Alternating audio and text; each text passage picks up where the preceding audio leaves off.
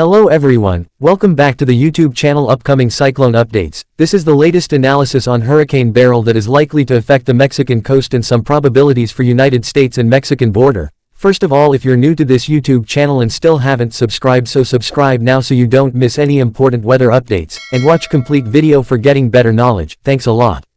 Hurricane Beryl eventually left the Jamaica after having a potential risks and heavy rainfall, as what we can see is that Hurricane Beryl is likely to lose its strengthening when it's approaching towards Mexico, but afterwards ECMWF and GFS shows Hurricane Beryl is re-emerging and affecting some coasts and coastal states of USA. This hurricane gonna affect Mexico, then afterwards there's a huge probability of this hurricane affecting American coasts. Devastating hurricane force winds, life-threatening storm surge, and damaging waves are expected to continue in Jamaica for a few more hours and spread into the Cayman Islands tonight. Mountainous locations in Jamaica are likely to experience destructive wind gusts. The core of Beryl has now passed through Jamaica and is approaching the Cayman Islands. Satellite images indicate that the eye has become cloud-filled, and reports from both the NOAA and Air Force hurricane hunters indicate that the eye wall is open on the southwest side. Despite the degraded structure, a blend of the NOAA and Air Force reconnaissance data indicates that Beryl is still an extremely dangerous Category 4 hurricane with an initial intensity of 130 miles per hour, 115 knots. The crews on board also reported that there was significant turbulence in the northern eye wall. NOAA's P3 tail Doppler radar data does suggest that there is some vertical tilt to the vortex, likely due to moderate westerly vertical wind shear. The center of Beryl is a little to the north of the previous track, and the latest initial motion estimate is 295/16 of a knot.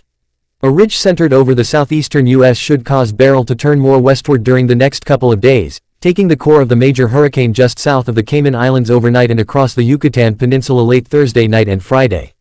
The ridge is expected to weaken late Friday, which should cause Beryl to slow down and gain more latitude this weekend as it moves toward a trough over the south-central U.S. The models are tightly clustered through the Yucatan landfall, and given the pronounced steering currents through that time, the NHC track forecast is of high confidence.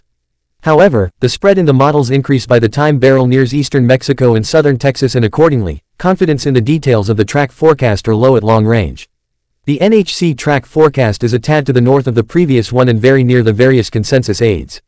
Beryl is currently in an environment of about 25 miles per hour, 20 knots, of westerly shear, and the models suggest that the shear will either hold steady or increase a little during the next couple of days. These less favorable winds aloft combined with some intrusions of dry air should cause weakening, but Beryl is still expected to be a powerful hurricane by the time it reaches the Yucatan. The interaction with the landmass of the Yucatan should cause rapid weakening, but gradual re-intensification is expected when Beryl moves over the western Gulf of Mexico. The NHC intensity forecast is similar to the previous one and near the high end of the model guidance. Thanks for watching.